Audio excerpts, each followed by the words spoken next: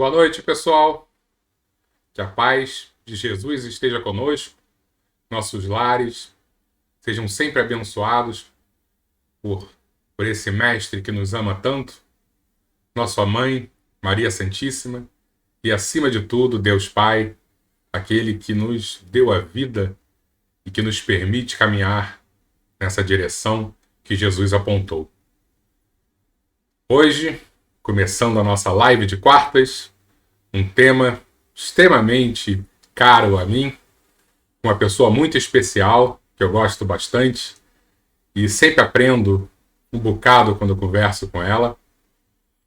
E espero que vocês também aproveitem demais, como eu tenho certeza que eu vou aproveitar.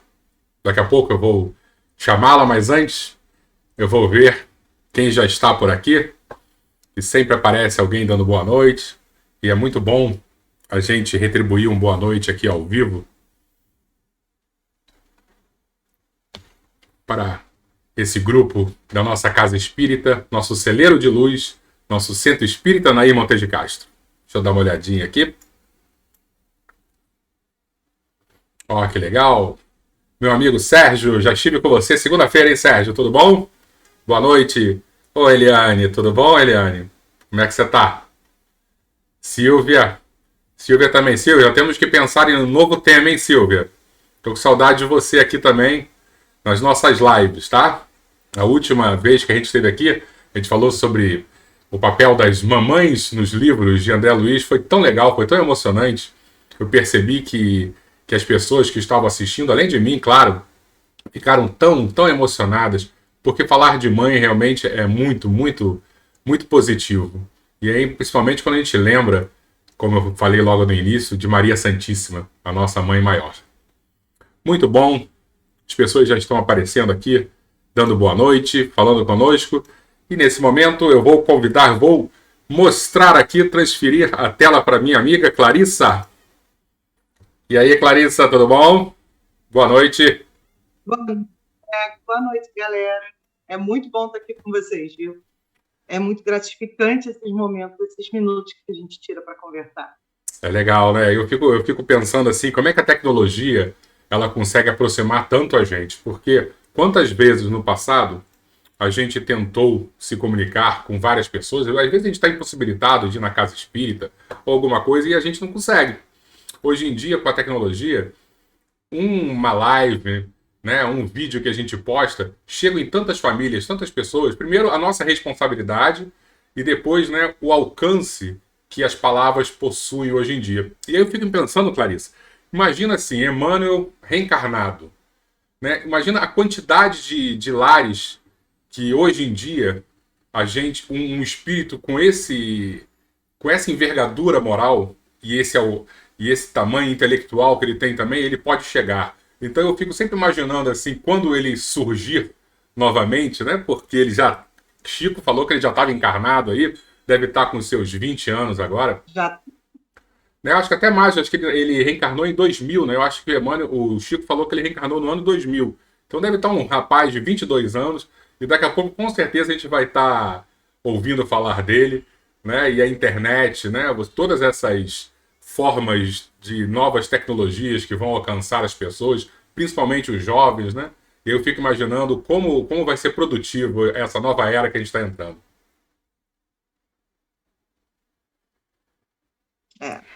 só temos a ganhar, né? É só a gente usar de maneira consciente para fazer o bem e não ficar espalhando o que não tem que ser espalhado, né?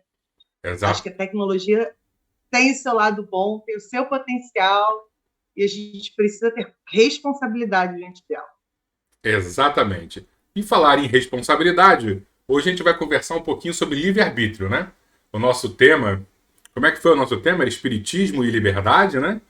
E É verdade. o nosso foco vai ser livre-arbítrio. O que você preparou para a gente? Sabe que eu não tenho a mínima ideia do que você vai falar e eu vou fazer perguntas completamente livres aí para você, tá bom? Bom, né? Vamos ver até onde eu vou. Mas desde que a gente começou com esse assunto, a primeira frase que vem na cabeça é a frase de Paulo, né? Tudo me é lícito, mas nem tudo me convém. E o quanto ela é significativa dentro da doutrina espírita, a partir do momento que nós nos reconhecemos enquanto espírito em processo de evolução, que nós nos reconhecemos enquanto espíritos que estão reencarnados na Terra porque precisam e podem, né? Outro dia eu ouvi uma palestra que, para mim, foi motivacional, né? Que a gente está na fase, somos os obreiros de última hora, mas também somos os obreiros da primeira hora, porque é a fase da transição. Então, dependendo do quanto nós plantarmos, do quanto nós conseguirmos fazer, vamos ter a oportunidade de viver essa transição de maneira mais plena, né? Então, tudo me alista, mas nem tudo me convém. E esse nem tudo me convém está extremamente relacionado com a consciência, com a responsabilidade que a gente assume diante do autoconhecimento, diante das revelações espirituais que o Espiritismo nos oferece, né? Porque a doutrina está lá, toda sistematizadinha. A gente é que tem que ter o compromisso de levar a sério e estudar. Eu só posso fazer com meu irmão o que eu gostaria que ele fizesse comigo. Por quê? Porque eu sou um espírito imortal e o que eu estiver plantando eu vou colher. Porque a única coisa que eu levo desse planeta são os sentimentos e as emoções que eu consigo cultivar no coração dos outros. Então, assim, quando a gente pensa em liberdade e espiritismo, pelo viés do livre-arbítrio, pelo olhar da liberdade de escolha, a gente lembra que, assim, quanto maior for o nosso conhecimento, quanto maior é a nossa responsabilidade, né? A gente pode até escolher não plantar agora, mas a gente vai ter que colher e mostrar o que produziu, né? Então, como é que fica? Quando começamos? Né? A oportunidade nos é dada. E aí eu fico pensando, Clarissa, às vezes, né? Como é que a gente faz? Aí é uma pergunta que me martela bastante e que também mostra um pouquinho o meu lado ainda tão desequilibrado, né?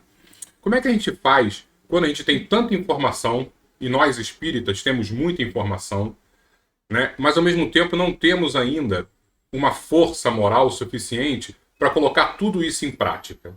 E eu fico pensando, poxa, eu tenho tanta informação e eu deveria ser muito cobrado. Na verdade, eu acho que eu vou ser muito cobrado, mas ao mesmo tempo eu ainda tenho uma fragilidade moral tão grande e eu não consigo colocar em prática tudo isso que eu estou falando agora, que a gente está conversando. Né? Como é que a gente lida com isso? Aí tem duas questões que a gente precisa lembrar. Primeiro, é que nós estamos num determinado nível de evolução espiritual. Os espíritos de luz não esperam da gente grandes saltos. Eles esperam da gente o progresso que nos comprometemos ao reencarnar. Ou seja, ao reencarnar, fizemos um plano reencarnatório, assumimos compromissos e agora nós precisamos levar eles adiante. As oportunidades elas vão aparecer na nossa vida sempre. Como a gente vai fazer é que depende do quanto atento nós estamos a essa encarnação. E aí, a gente pode recorrer ao livro dos espíritos. Vou pegar a cola aqui porque eu nunca decoro o número de nada, tá? A questão 459. Quando Kardec pergunta, né, quanto de influência os espíritos têm na nossa vida, e a resposta é tão simples. De ordinário, muitas vezes, eles nos dirigem. E esse nos dirigem não é necessariamente para o mal, ou vai depender da sintonia que eu tiver. Então, a nossa oração, o nosso desejo, o nosso pensamento, né, é o guia do nosso livre-arbítrio. Então, quanto mais eu me vigiar, quanto mais eu me conhecer, o quanto mais eu tiver noção do meu monstro interior, mais espírita eu sou. Porque ser espírita não é ser santo. Ser espírita é reconhecer as nossas más tendências e buscar corrigi-las. Está lá também no Evangelho. O verdadeiro espírita não é aquele que é santo, que tem auréola e asa. Não é aquele que vai conseguir passar por todas as provas o tempo inteiro, tirando 10. Mas é aquele que está buscando e que toda noite faz aquele movimento que já foi ensinado de deitar a cabeça no travesseiro e questionar qual foi o bem que deixou de fazer. É aquele que está procurando o caminho de se melhorar. Então, assim, poxa, nós somos imperfeitos. Somos. Nós não estamos num planeta superior, nem de regeneração ainda, né? Nós estamos numa fase de transição. Então, assim, tudo depende do nosso esforço moral, tudo depende do nosso compromisso com a reforma íntima. Os espíritos sabem que nós estamos na matéria. Os espíritos sabem que nós precisamos lidar com essa matéria, aprender a lidar com essa matéria e com o próximo. Mas eles, em momento nenhum, exigiram de nós saltos de aprendizagem. Eles exigem, eles cobram, eles acompanham, eles nos orientam para que a gente não desista de dar os passos que nós podemos dar. Lá se vocês buscarem depois na internet, eu sempre fuxico o Livro dos Espíritos comentado por Miramês. E, assim, o comentário da filosofia espírita, ele é acalentador, porque em cada passo que nós damos, nós estamos acompanhados por numerosos espíritos. Uns que querem nos cobrar por dívidas dos passados, outros que estão ali por afinidades atuais das coisas que nós estamos fazendo, mas muitos que estão apostando na nossa encarnação. Nós não estamos reunidos na casa de Pedro e Nair, nós não estamos sendo guiados, iluminados pelos espíritos de luz que estão lá, como Coré, como Teresa d'Ávila, assim, à toa, em vão. Eles estão apostando na nossa encarnação. Eles sabem do que nós somos capazes, do potencial que nós temos. E tudo que eles esperam é que a gente ore, que a gente busque sintonia com eles, porque eles vão nos mostrar o caminho do bem, né? Então, assim, imperfeitos? Acho que todo mundo que está encarnado. Acho que o próprio Emmanuel, quando encarnar, vai perceber ainda as suas pequenas imperfeições, né? Mas essa imperfeição não nos impossibilita de caminhar. E ela não pode ser desculpa para a gente abandonar a luta que é a reforma íntima. A educação necessária do nosso monstro interior. Mas deixa eu fazer uma pergunta para você. Você disse para gente que os espíritos, né, seja para o bem ou para o mal, muitas das vezes eles nos dirigem, né? E qual o limite? Eu não disse não. Ó, lá no livro, na questão 459. Mas fala, meu. E qual o limite da parte dos bons espíritos, esse nível de influência? Porque eles têm um limite, né? Nós temos o nosso livre-arbítrio e eles não vão tomar as decisões pela gente. Até onde eles vão, até onde é permitido que eles intervenham na nossa caminhada? A nossa sintonia. O que faz a diferença entre o quanto nós vamos receber de orientação, o quanto eles vão nos guiar, ela está relacionada diretamente à sintonia, à afinidade que nós estamos desenvolvendo com eles naquela situação, naquele momento. Então, assim, a gente passa por situações cotidianas que testam a nossa paciência, por exemplo. É aquele vizinho, é aquele amigo de trabalho, colega de convívio, que testa nossa paciência.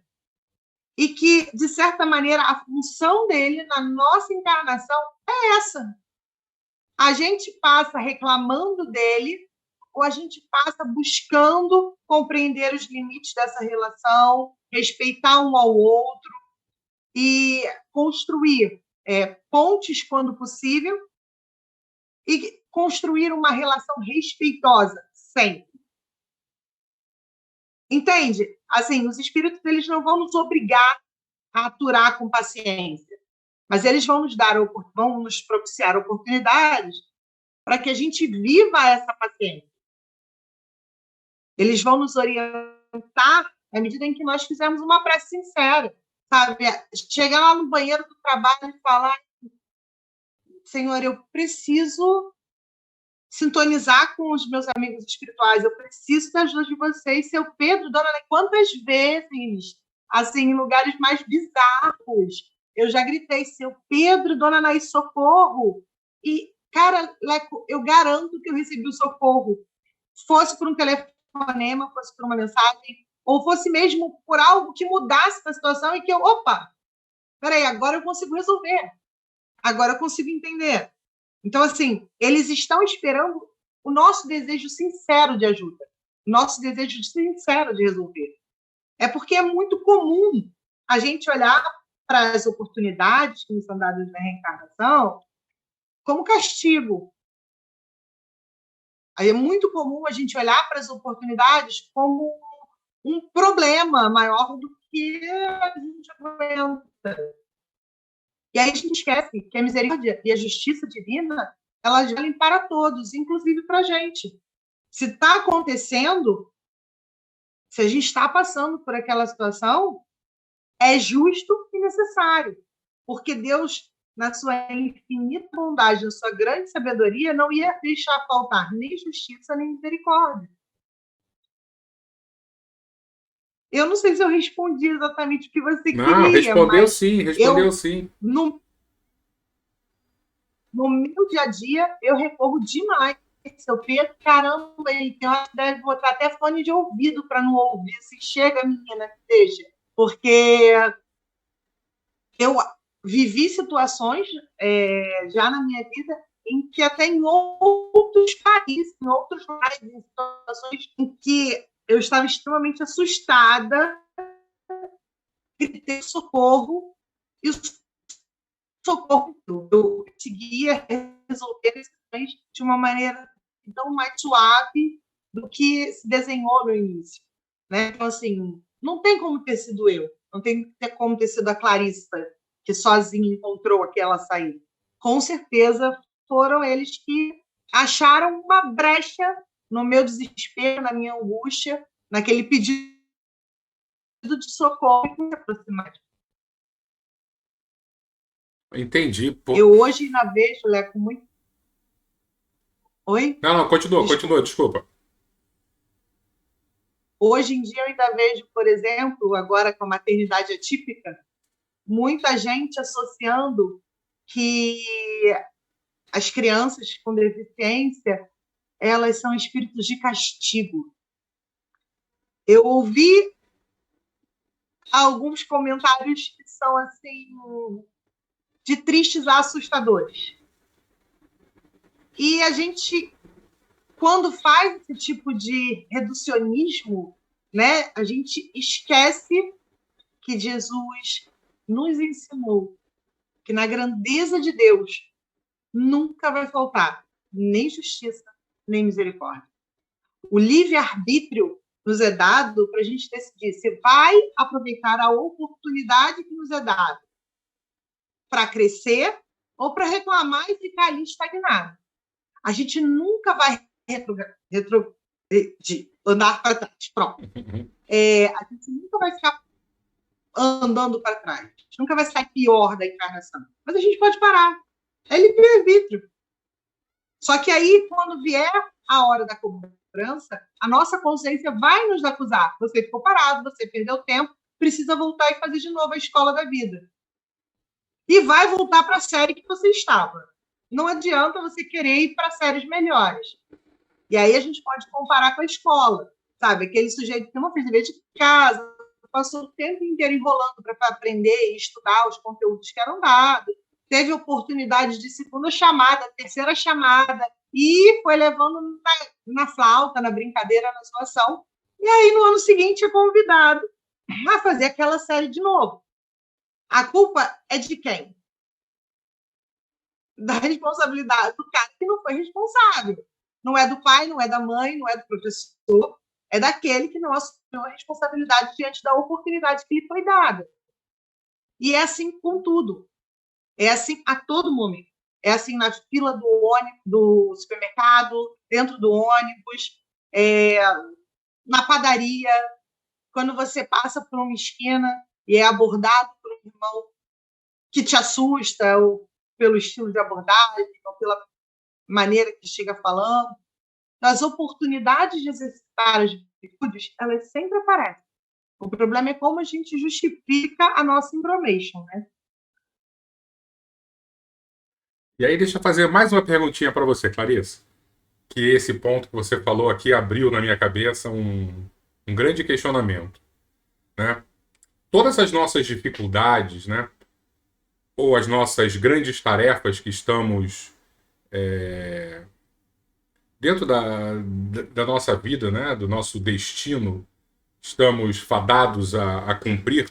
O nosso livre-arbítrio, ele é responsável por isso tudo? Então eu vou quebrar a pergunta. Todas as dores que eu passo, as situações difíceis, eu estou, de alguma forma, colhendo o que eu plantei lá atrás em relação ao meu livre-arbítrio? Somos herdeiros de nós mesmos. Nós não vamos dar nunca a responsabilidade do outro. Quando a gente passa por uma prova, passa por um momento de luta dentro da matéria, a gente está resgatando, está tendo a oportunidade de refazer caminhos. Não existe uma consequência sem um ato. O que pode acontecer é que esse ato não é dessa encarnação. E aí a gente não tem a visão plena desse espírito e de todos os compromissos que ele assumiu, e para a gente parece como uma injustiça, parece como algo que não tem sentido. Entra, por exemplo, nos casos das crianças que já nascem com alguma deficiência, né? É muito cruel, é muito triste, é muito lamentável. Não, peraí. A misericórdia divina não erra.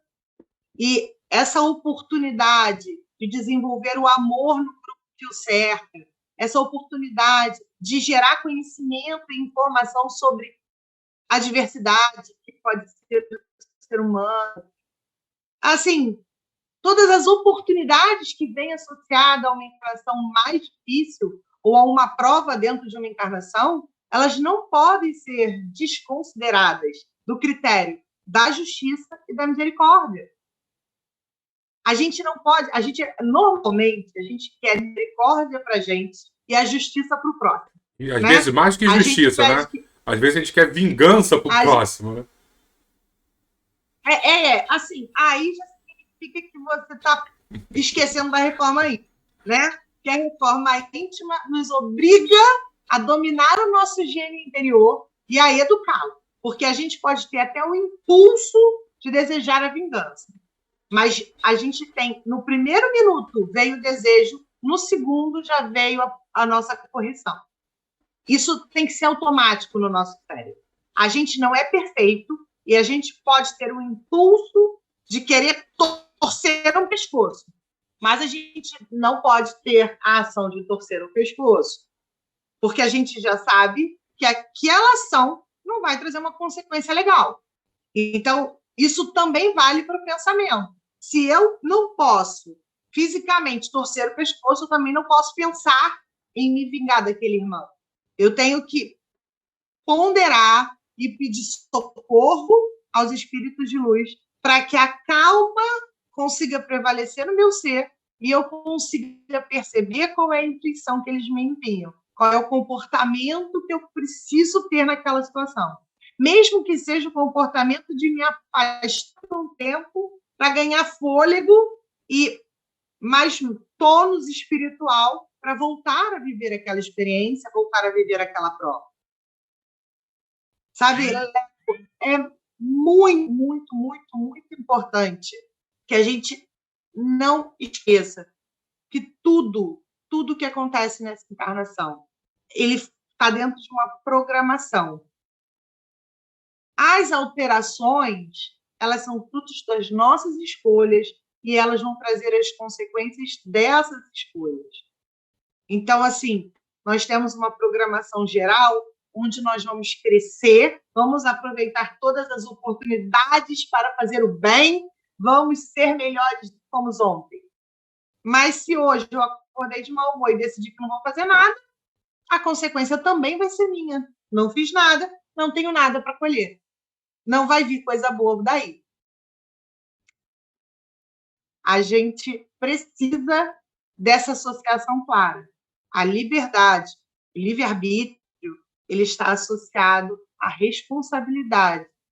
E quanto mais a gente conhece a doutrina, quanto mais a gente tem informações sobre a nossa essência espiritual, maior é a nossa necessidade de agir e de fazer acontecer esse processo de reforma íntima. Então você Respondi? respondeu.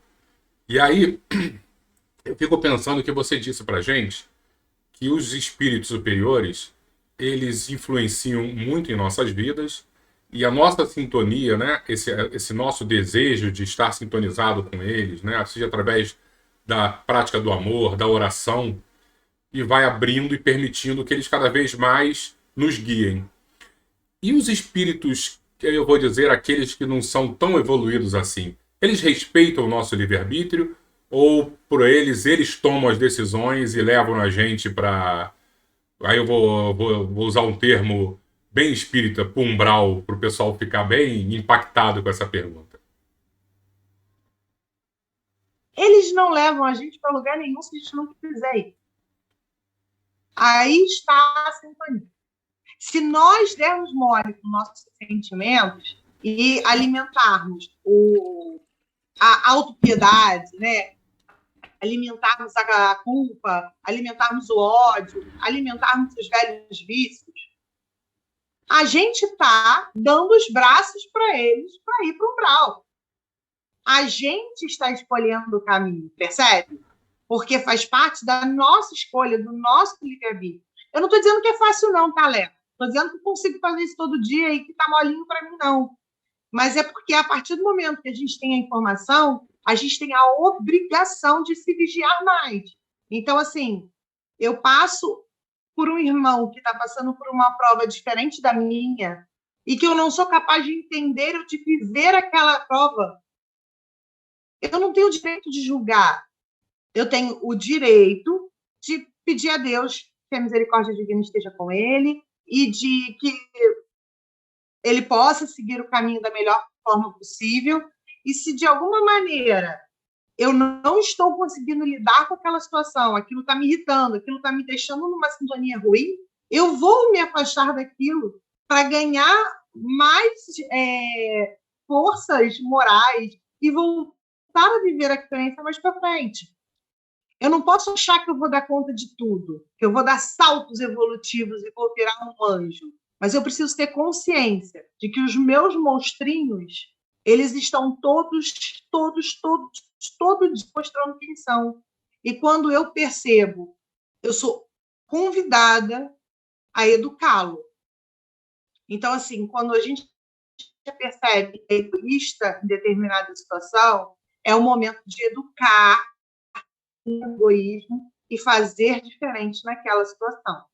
Quando a gente está sendo vingativo, quando a gente está sendo injusto e percebe, a gente tem a obrigação de pegar esse monstrinho e educar.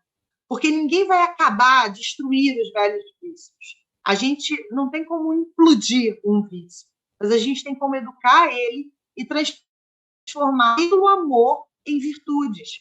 Chico diz que os vícios são o amor adoecido. Tem um texto lindíssimo dele que eu não sei de qual, que nunca saiu do meu coração. Faz todo sentido quando você percebe que o egoísmo é o amor adoecido. É aquele amor que acredita que o eu sou mais importante e o outro não está me percebendo. A vingança é o orgulho ferido, é o amor ferido. E aí você vai observando que todos os vícios, eles podem ser curados com doses de amor. E esse amor que a gente estuda no Espiritismo é aquele amor que age, que entra em movimento, que se faz em caridade. Então, se hoje eu não estou conseguindo lidar bem em determinado lugar, em determinada situação, em determinada prova, eu tenho condições de fazer outras ações que vão me dar um fortalecimento moral, que vão me dar um fortalecimento de conhecimento espiritual. E mais para frente, eu vou olhar para aquela situação que me era tão dolorosa com um olhar mais fraterno.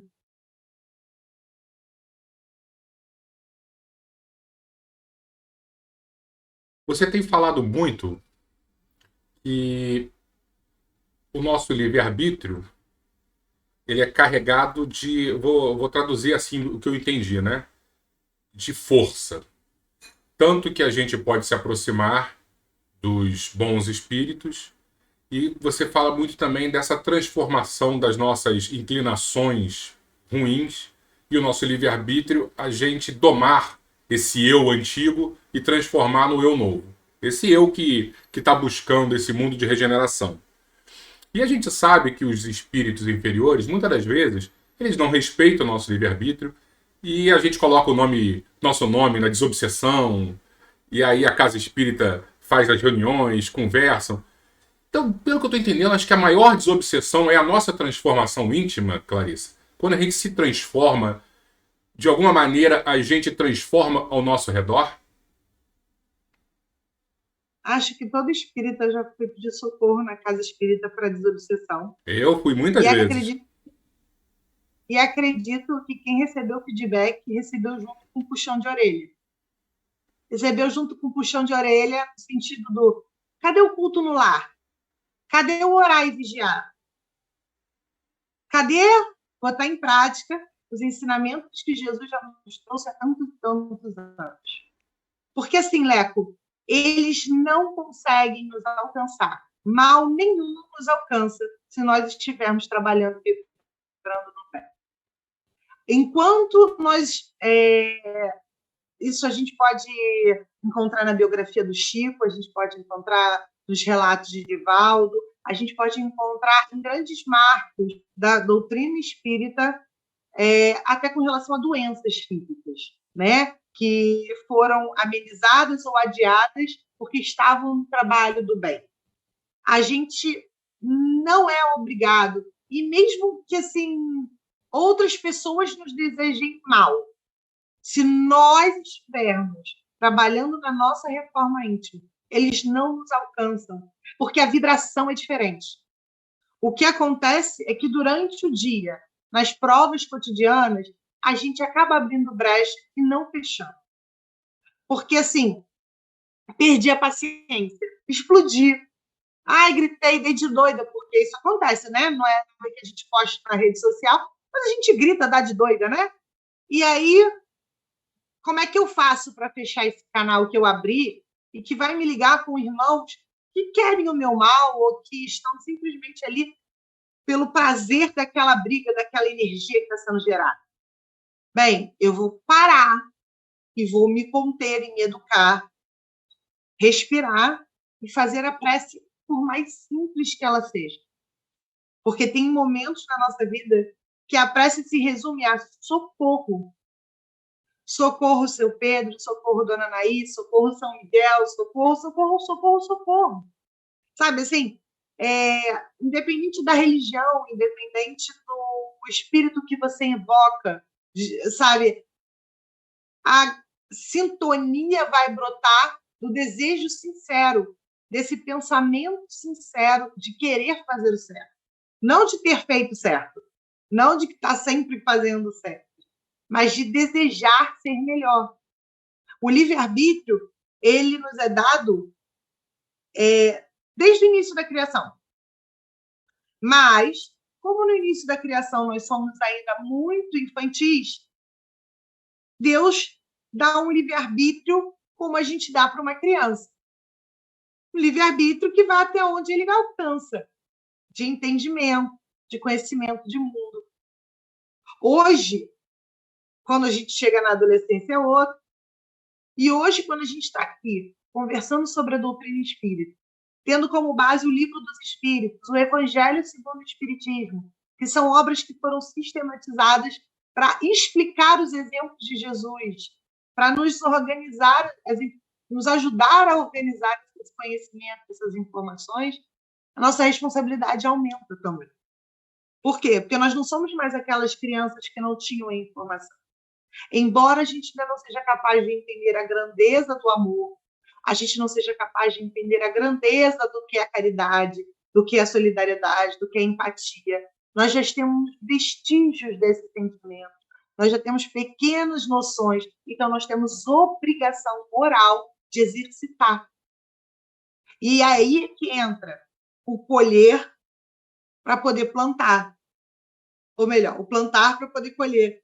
A gente planta as nossas ações, a gente planta nos nossos desejos, a gente planta nas nossas oportunidades todo dia para colher as consequências logo depois, ali na frente. Seja pela nossa consciência tranquila, seja pelo bem que a gente conseguiu espalhar naquele grupo onde a gente estava inserido, seja sobre a ajuda que a gente conseguiu levar para aquele grupo. Então, assim, na hora que a gente tem a oportunidade, depende do nosso olhar, encarar ele como a chance de fazer o bem ou como o castigo que nos sintonizaram, que nos arrastaram, que nos levaram, e tentar arrumar desculpas, botar laço de fita nos nossos vícios, nos nossos defeitos.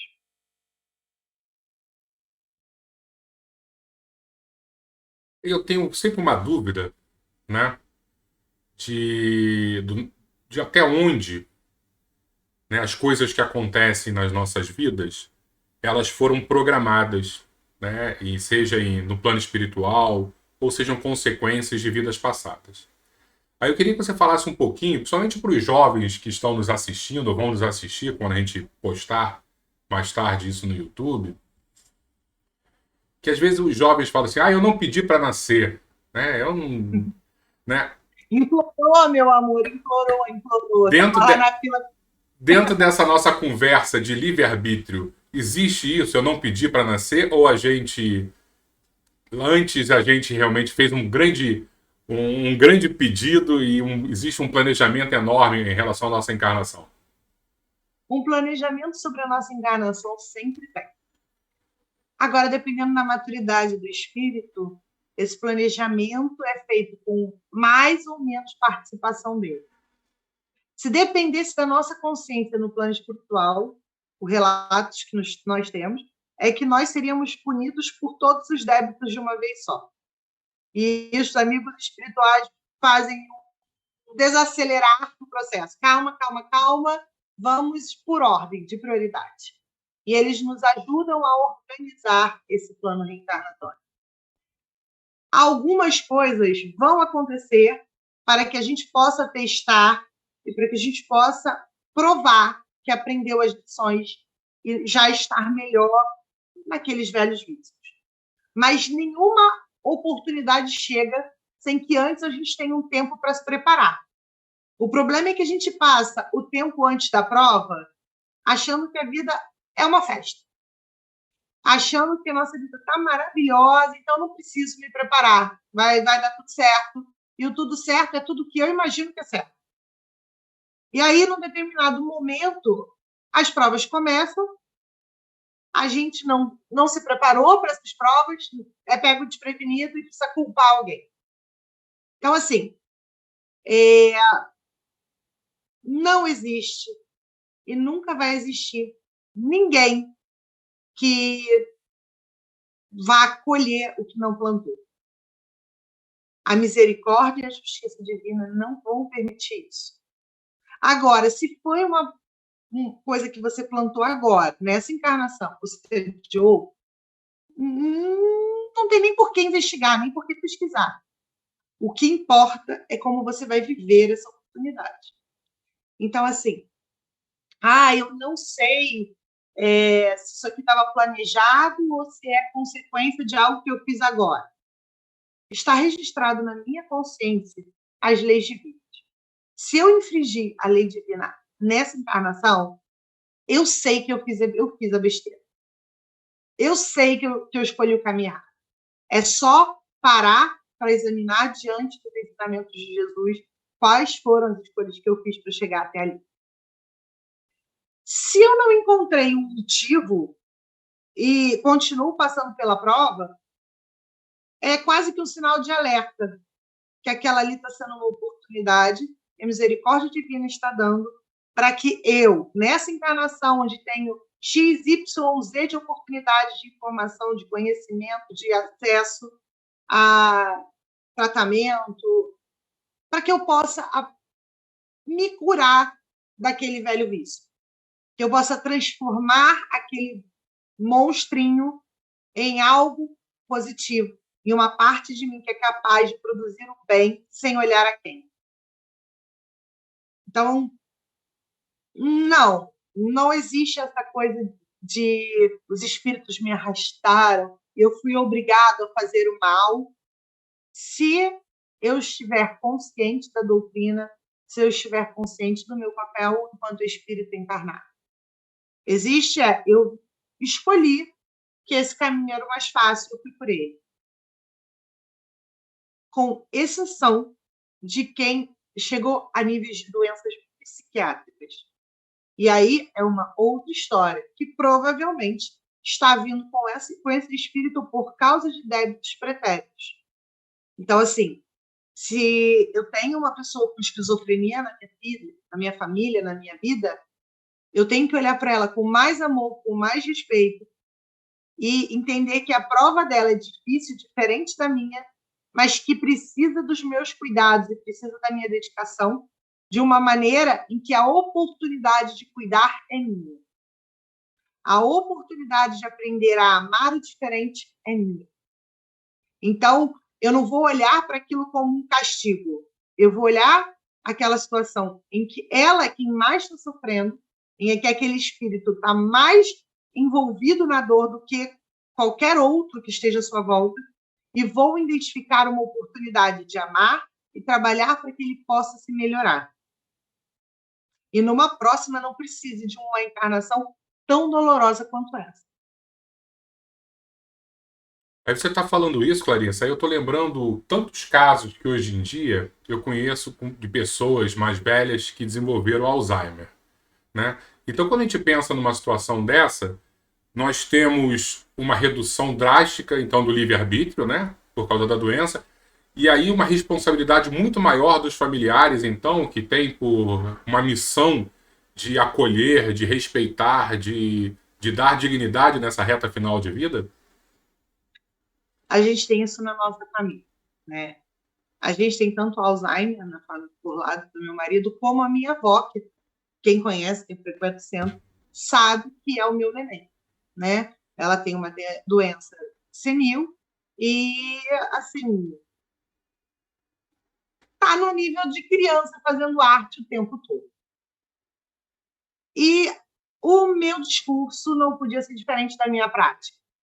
Eu não posso simplesmente olhar para minha avó e ver nela, ai, tadinha, ela está sofrendo porque ela não consegue mais lembrar de Y, X, Z. Não. A misericórdia divina não erra, a justiça divina não erra. Ela precisa dessa prova. O que eu posso fazer para ajudar nessa prova? É cuidar, é zelar para que ela pelo menos mantenha a saúde física, a integridade física, já que a sanidade mental está indo por um caminho sem volta. E assim é com qualquer outra doença. Gente, não aparece no núcleo familiar nenhum tipo de transtorno, nenhum tipo de distúrbio, nenhum tipo de doença, se não for para que todos os envolvidos aprendam alguma coisa. A prova nunca é só da pessoa que está em dor e sofrimento. Existem muitos casos de irmãos que encarnam com dificuldades por amor àquele grupo que está resistindo a se dedicar ao outro, a viver o amor ao próximo. E que ali, diante daquele ser que é seu, que faz parte do seu sonho, da sua perspectiva de vida, é impulsionado a amar, é impulsionado a fazer o bem. E aí, nesse movimento, o exercício de amor começa. Então, assim, hoje eu tenho um filho autista. Eu tenho a oportunidade de cuidar, de amar, de buscar caminhos para que ele se desenvolva, ou a oportunidade de sentar e lamentar porque a nossa sociedade não tem estrutura para ele, para aceitar essa diferença. Eu não vou conseguir desassociar os dois em mim. Você sabe, a gente estava conversando antes, eu ainda vivo a angústia material de ter uma sociedade despreparada para lidar com a diversidade. Mas eu, enquanto espírita, sei que o barco não está à deriva. e que o Papai do Céu não me deu essa oportunidade, não colocou na minha família essa oportunidade, em vão. Então, toda a informação que eu conseguir reunir, todo o conhecimento que eu conseguir reunir, eu vou levar para quem pedir, para quem precisar de socorro. Por quê? Porque eu, enquanto espírita, sei que eu não posso deixar de fazer todo o bem que me cabe. Por mais que esse bem que me caiba ainda não seja dar para eles a condição que eu sei que eles precisam, porque eu preciso do poder público, porque eu precisaria ter nascido com o dinheiro do Luciano Huck, sabe? E assim vai. Mas o mínimo que eu posso, eu tenho obrigação de fazer. Entende? Sim. Eu não vou fazer tudo o que eu quero, mas eu vou fazer tudo o que cabe e que está dentro dos meus limites de fazer. Isso é usar o livre-arbítrio com a responsabilidade espírita. Foi muito inspirador. Gostei muito dessa resposta. E dentro dessa vibração de inspiração, aí eu vou pedir para você fazer um fechamento de tudo, que eu fiz muita pergunta, muita pergunta.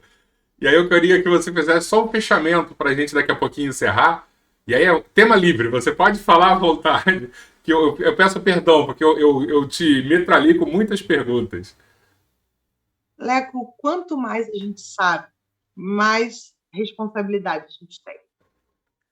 Quando a gente entra na casa espírita, seja pelo amor ou seja pela dor, a gente é acolhido, a gente é envolvido em bênçãos que não dá para calcular.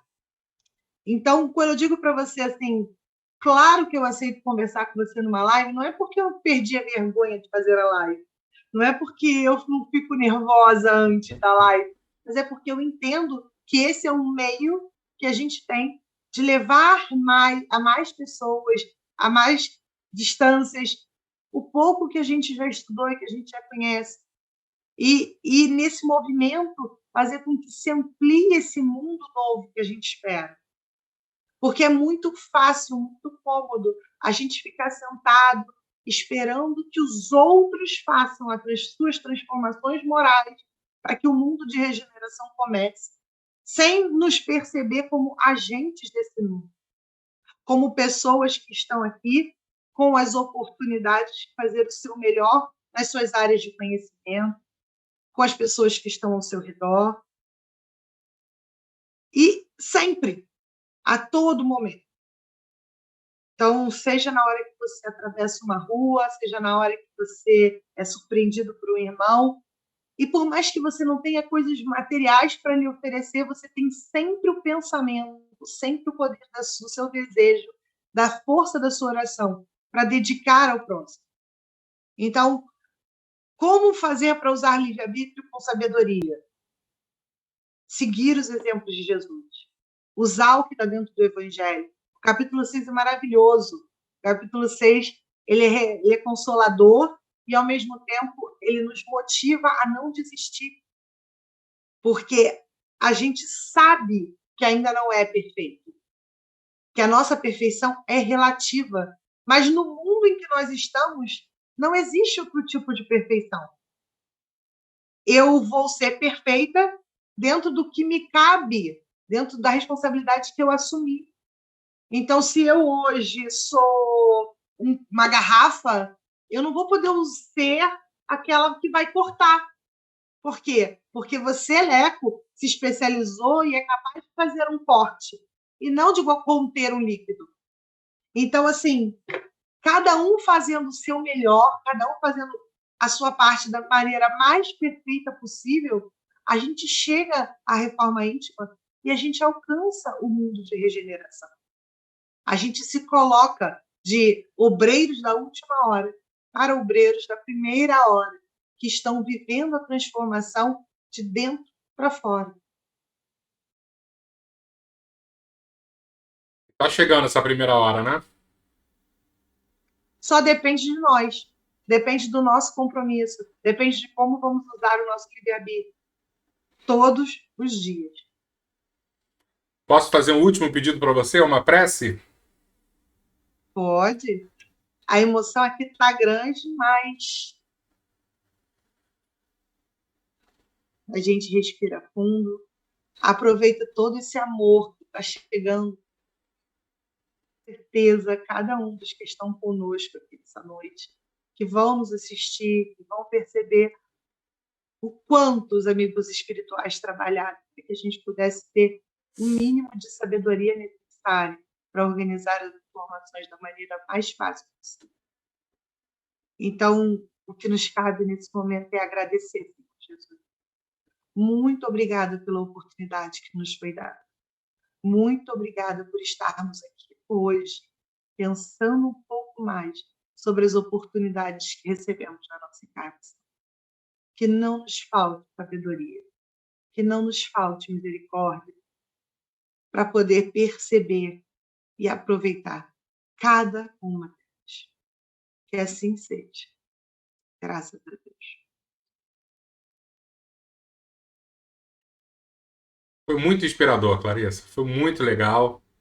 E espero que as pessoas de casa também tenham gostado bastante, porque com certeza eu tô com a minha aguinha aqui, de alguma forma, tudo que a gente conversou aqui veio para esse meu líquido, fluidificou a minha casa, abençoou o meu lar. Agradeço demais, de coração.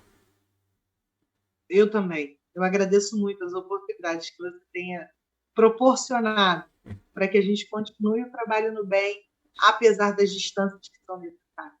Exato. Um beijo, fica com Deus, beijo nas suas crianças, seu marido, na toda a sua família. E eu vou me despedir do pessoal aqui, tá bom? Tá certo. Boa noite, gente. Deus esteja conosco nessa noite e que amanhã a gente possa acordar mais forte para fazer melhor. Amém. Beijão, meu amor. Fica com Deus. Pessoal, muito obrigado. Eu gostei demais dessa live, espero que vocês tenham gostado também. Que Jesus, de alguma forma, né, já entrou nos nossos corações com tanta emoção, com tanta sinceridade que a gente ouviu hoje aqui. Que as famílias todas sejam abençoadas e que os bons espíritos da casa de Perinair possam nos visitar nos nossos lares, trazendo a paz, a harmonia, né? E a certeza de que, por mais complicadas sejam nossas vidas, dias melhores virão. Beijo em todos, fiquem com Deus e até semana que vem, se Deus quiser.